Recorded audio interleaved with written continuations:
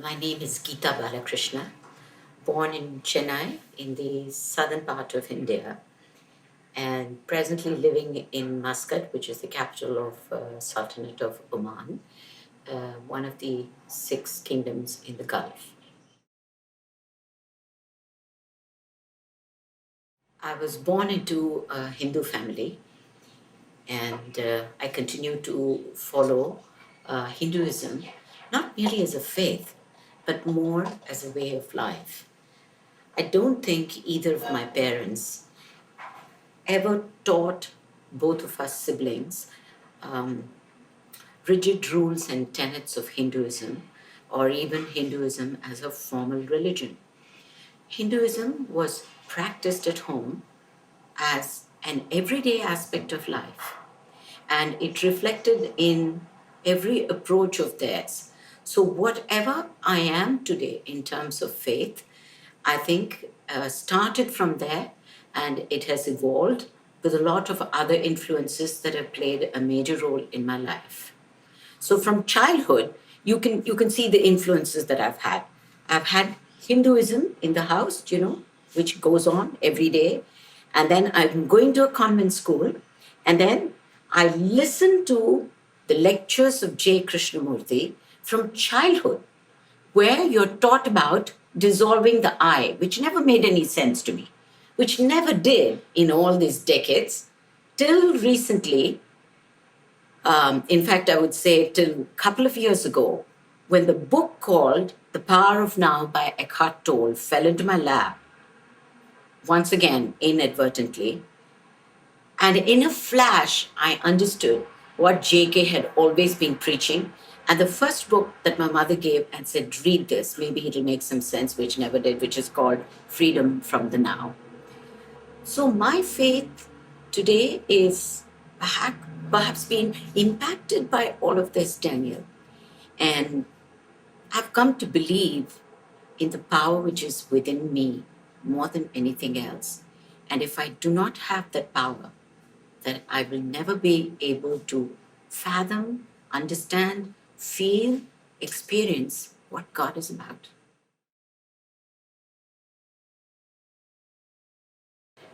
Every year when I was in school, we used to have a beautiful ceremony called the candlelight ceremony, where the entire school would be clad in white, and it was done after sunset.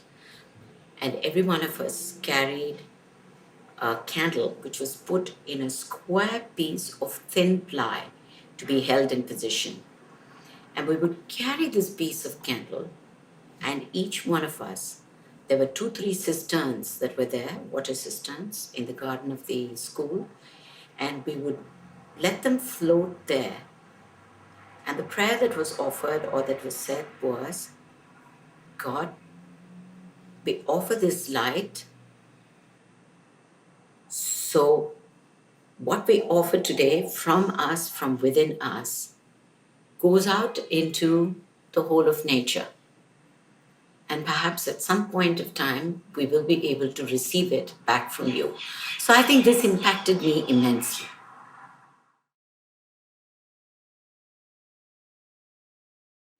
I think this happened after I became a mom, and my child was very unwell, extremely sick, and this was both of them who had contracted some kind of a viral fever. And suddenly we had gone on a trip to Kashmir, and we returned and this happened. And they had raging temperature, and the muscles, they found that they could not stand up and walk, and that really put the fear into me. It was like, it's very difficult to express what it was. And it was the fear of, maybe will my child lose the power of his limbs? And the doctor tried everything possible. And it took all of 9 to 10 days for this fever to subside and for them to come back to normalcy. He did say that it was one of those, virals which had really no source, and you cannot tap it down to any particular thing. So at that point of time, I turned around and I said, God, if there is a power that is above everything else, the power that gives life, and if that same power says that these lives have to continue, I said, you will let them continue. So that was the first time, my first experience when I really had to turn to God.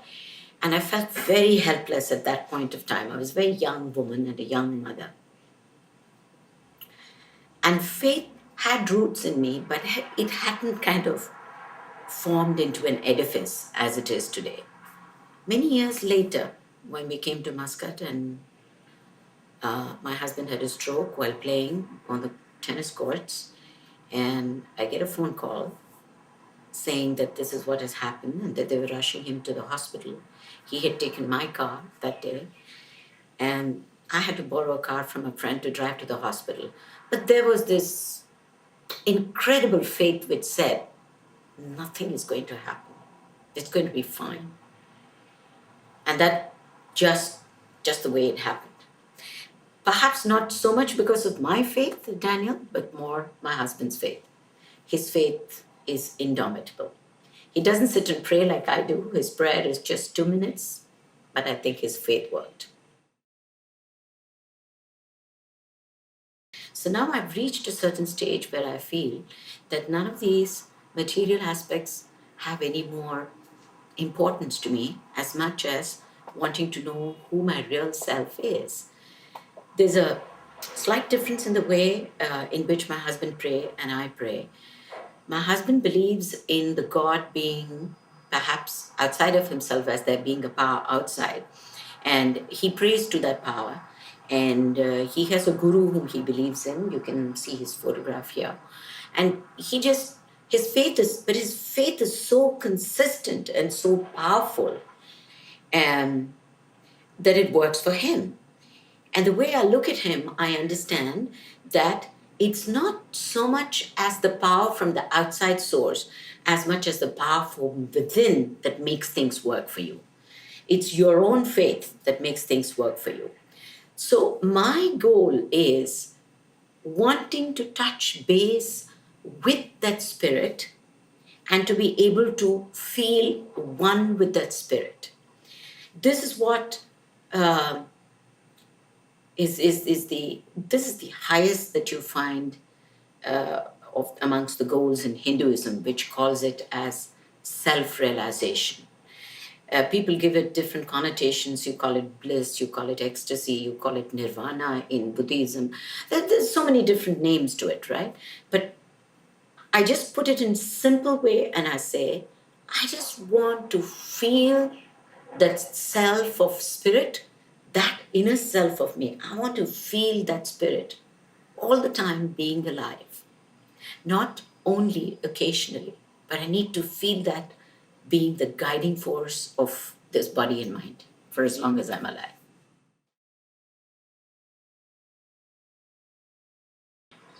The message that impacted me so much was uh, is the potency that and the power that there is in living in the now.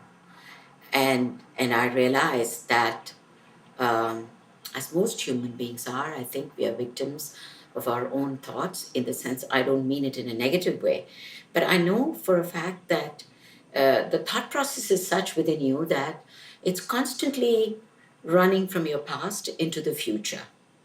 It's either delving into memory of the past or projecting images of the future.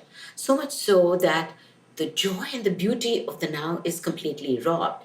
So I really truly understood reading Eckhart Tolle that this is what JK meant when he said, surrender to the now.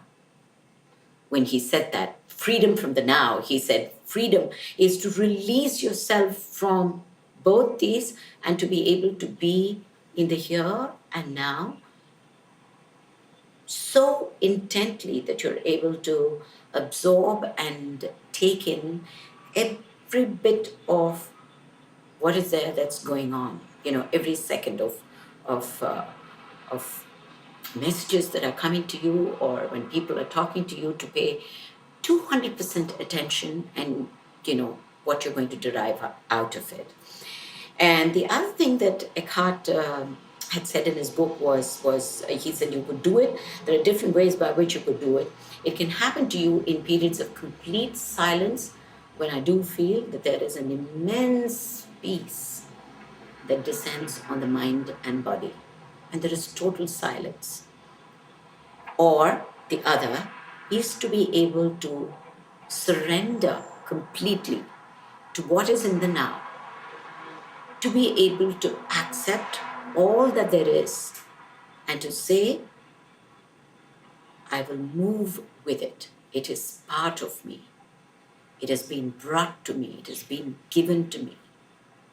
And I'll have no questions asked.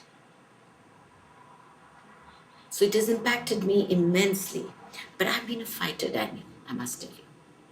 I'm not an easy person to break through. I've been a fighter, and I've been a woman who always wanted answers for all my questions, logical answers. So I wanted the mind to be able to provide me with answers, till I realized, by looking into my life and into the lives of several of my other good friends, that there are several aspects of life where you do not look for answers, but answers get provided to you. You do not go questioning as to the why and the whereof, so what, but the answers come to you. I'm not living in the now most of the time, right? I'm not. Let me not be a hypocrite. I do live in the now for a very short span of time when it happens. And when that happens, there's immense joy. There's great joy. But most of the time, being human, being limited in my reach,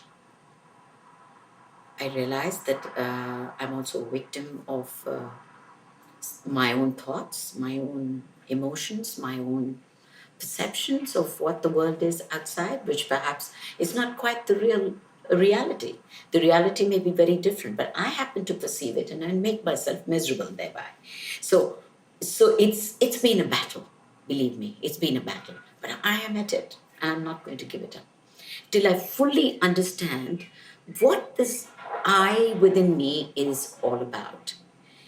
And here, my mom, who lived a life of surrender and patience and sacrifice, my brother today, who has been more of my mentor, although he's younger to me, who's been a guide, and who's been pretty ruthless in his handling, when I go the wrong way, when I think in the wrong way. So these influences have been working on me, and every now and then I feel there is a need for me to sit and evaluate and find out, hey, where are you heading? What is it that you're looking for? Is this what you want? What is your goal?